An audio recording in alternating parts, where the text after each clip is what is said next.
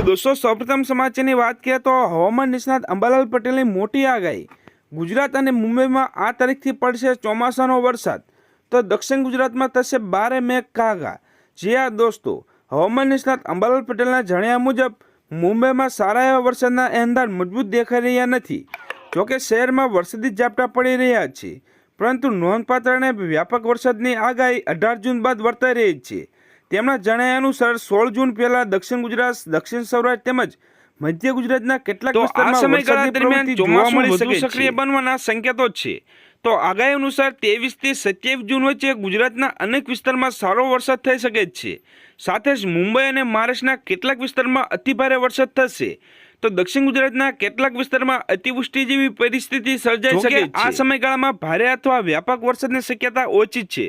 અંબાલાલ પટેલની આગાહી મુજબ 18 થી 20 જૂન દરમિયાન મુંબઈ, દક્ષિણ ગુજરાત, દક્ષિણ સૌરાષ્ટ્ર અને ગુજરાતના અન્ય કેટલાક વિસ્તારમાં વરસાદની ગતિવિધિમાં વધારો થઈ શકે છે। તેમણે જણાવ્યું કે 27 થી 29 જૂન દરમિયાન મુંબઈ, મહારાષ્ટ્ર અને દક્ષિણ ગુજરાતના વિસ્તારમાં ભારે વરસાદની શક્યતા યથાવત રહી છે।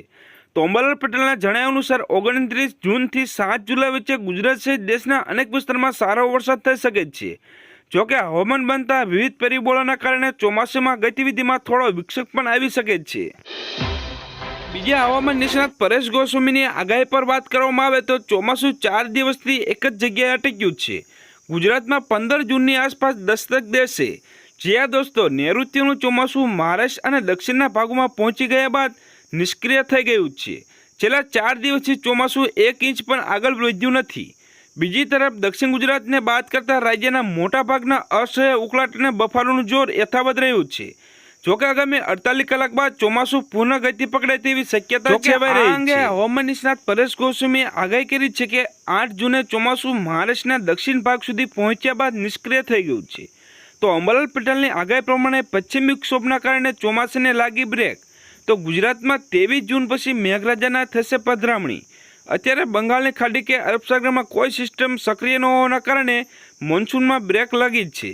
જોકે 48 કલાક બાદ અથવા 12 અથવા 13 જૂનમાં ચોમાસું ફરી ધીમે ધીમે આગળ ચોમાસાના ગુજરાતમાં પ્રવેશ અંગે હવામાન નિષ્ણાતોએ જણાવ્યું કે 15 જૂનની આસપાસ ચોમાસું ગુજરાતમાં પ્રવેશ કરશે।